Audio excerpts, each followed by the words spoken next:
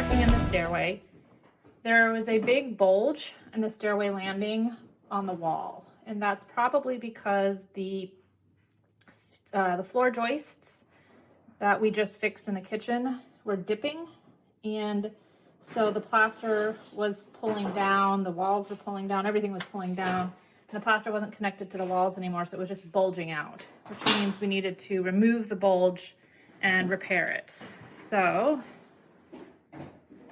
just did the removal. Took like 10 minutes. So here's what's going on. These pieces of wood are called lath, and it's what you put down first before the plaster goes in. Once you get the lath attached, you scrape plaster onto the lath. It's very wet, like joint compound, and the plaster goes between each of those slats and forms keys. See the little keys? So what's happened, because the whole walls were sinking, was the keys were no longer lined up where they should have been between each piece of wood, and it was just pulling out. So I've pulled out the bulge, and I've pulled back to where the keys are now lined up to the wood. So we have plaster repair kit that's going to allow us to glue what's left of the plaster back into the lath. And then I'll start in on replastering this section of the wood, or this section of the wall. There's some of the wood that's come loose, probably because the plaster was pulling on it. So Steve will reattach that for me. So clean up and gluing. I've got the area all cleaned up from the mess that we made. I vacuumed out all the spaces between the lath so we could install new keys, and then Steve drilled these holes for me because we have to re-glue the existing plaster back to the lath. So I'm going to be using this product. It's called Plaster Magic, and it's a conditioner. It's going to help get everything ready for the glue. And then after that goes in, then you put this glue in just like a caulk. You're going to squeeze it into the hole until it splooges out. It's got to set for 1 to 2 days to get the adhesive. We got the glue installed, and now it's going to dry. Those little red things are washers to hold the screws in. So we made all these little holes, you can see them everywhere, and we squeezed glue into each hole. And then we screwed the drywall back to the lath with those red washers and some screws so that it's attached to the lath, and the glue is now going to dry for a couple of days. And then we can take the washers off and we can start replastering this section. Welcome to my world of plaster. This is a plaster crack. It happens in every old house. Depending on which way they run, it can tell you if there are structural issues, or it just could be the plaster failing after 100 years. So we're going to patch it because it's not a bad crack. So I thought I'd show you what that looks like.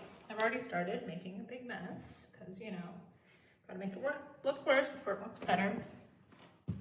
So you want to scrape anything that's loose off so you get down to solid surface, so whatever you do to patch it will stick. And you can see right here, I've been working on clearing out the crack.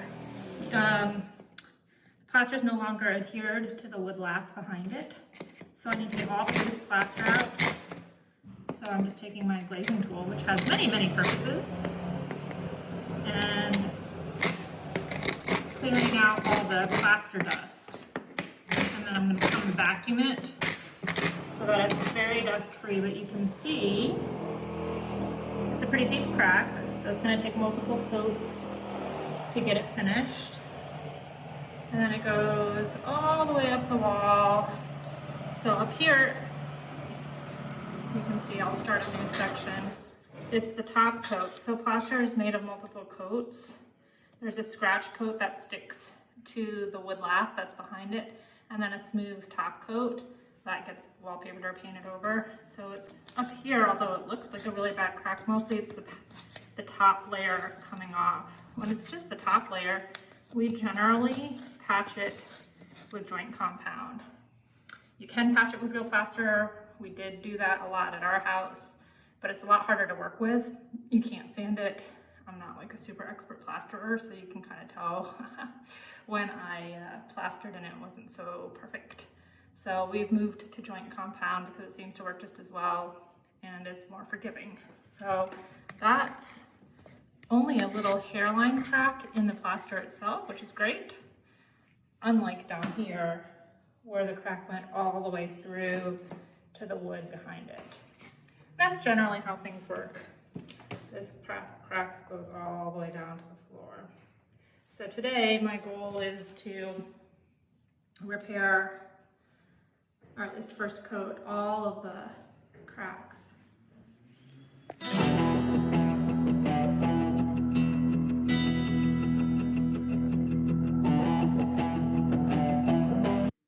So today I'm working in the third bedroom. I'm trying to resolve plaster issues so that the walls are sound and we can paint them. You can see behind me that I've worked on excavating cracks. You have to clear out any failing plaster so that you can patch with better plaster, and then you can do joint compound to smooth everything out and paint and prime and paint. So I'd worked on those two walls and I'd moved around to the third wall and was in for not a fun surprise. Check it out. So working on the second wall, coming over to the third wall, I thought I was gonna be excavating another plaster crack, but no, that is not what I found. Instead of a plaster crack, I found paint that's peeling like crazy off drywall. So I've made this much of a mess so far. That's what I've done so far. It's just peeling right off the drywall. I called my sister, my mom, to be like, why? And I said, oh, we think they didn't prime. And so you can see, like, here's the top coat, and as I'm peeling the bottom, finish paint. So they're right, no priming.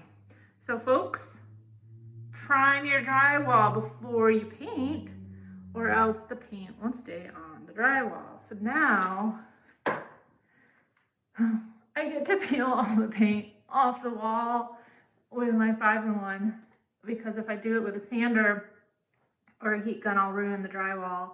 I asked Steve if I could just replace the drywall because, oh my goodness, this can take a long time. And he said no. So I'm gonna be here for at least the next 5,344 hours peeling paint off the wall. Feel free to join me. So I definitely think the hypothesis was correct that there was no primer, because as I've been peeling off the paint, you can see the spots where the paint's not coming off, and that's where the joint compound is covering the screws to attach the drywall. So folks, definitely you want to primer your drywall before painting, or else you'll have this problem too. So it seems to stop here, which makes sense since that's probably where they put joint compound to attach the two pieces of drywall, top half, bottom half.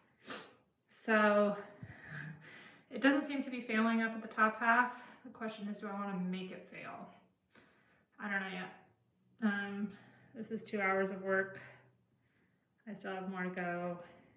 It's kind of pretty, it looks like confetti. But it's the end of the day on Friday and I'm worn out. So let's stop for today.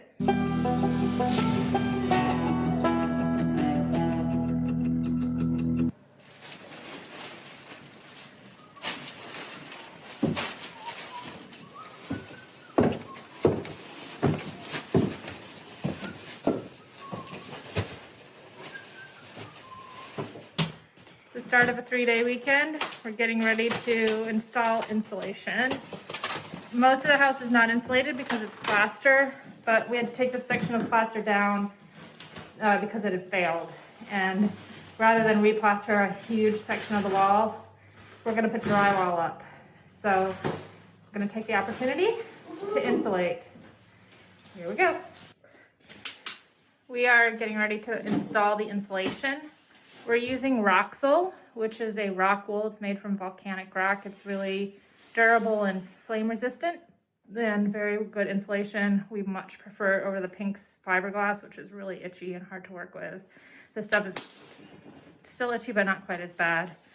So Steve's measuring exactly the amount we need. It needs to be a tight fit so that it stays in by friction, but not overly large so that it bends. So he's got his very fancy, what kind of knife is that, Steve? This is a flush cut saw. You can also use an insulation knife, which we have back at the house, but this works. Same principle as like cutting bread. Like you could use a Serrated sharp blade, knife. but this is serrated, so. Yeah, serrated knife works a lot better for insulation, we found, so we didn't want to go back over to the house to get something we didn't have with us, so we're making do with tools we have. Checking the length. Because these are old house bays, they're not they're not the width of modern houses, so usually we end up having to do what Steve's doing now, which is trim a little off the end to fit things in, because they measured things differently in the old days. So, you know, Steve gets the job of actually doing it, and I get the job of sitting here and watching him. April gets to live in luxury, even. I have an extreme sensitivity to insulation, so I'm gloved and masked, but even so, it usually makes me wheeze when I handle it, so I'm trying to avoid it as much as possible. All right, let's see how the first fit goes. All right. That one's good. All right, so Steve, let's see how it goes. So that's exactly what you want. You want it to just fit in with no puckers. And then we will install a vapor barrier, which is basically just plastic sheeting in front of it, so that the moist air from the inside doesn't trickle into the fiberglass or into the insulation and then cause moisture and rot. All right, bay one done. A few more to do. Steve's working on the last bay, which has an outlet in it. What you need to do here is cut carefully around the outlet with your insulation, because what you don't want to do is just kind of smush it around the outlet box so that it's got all kinds of crimps and folds in the insulation. You want the insulation to be flat and friction fit like the other bays are. So Steve's cutting a hole right now for the outlet box, so that it'll fit nice and flat. There he goes. Let's see if he measured correctly. Moment of truth here on camera. Oh. Well, what do you know? Yeah, that's why Steve does it. Because my measuring skills are not so good. All right. We got all the bays filled. We're ready to vapor barrier. Vapor barrier's next. Oh, what's a vapor barrier, everybody? Vapor barrier is this plastic sheeting, 6 millimeters thick, and it prevents the vapors from exchanging between the house and the outside, so it prevents mold and rot from intruding into the inside of your house. So we staple it up along the perimeter of what we just installed, and that protects everything from moisture, and then drywall goes on top. It's my Thor hammer. No, it's a staple hammer. It's a lot easier than a staple gun.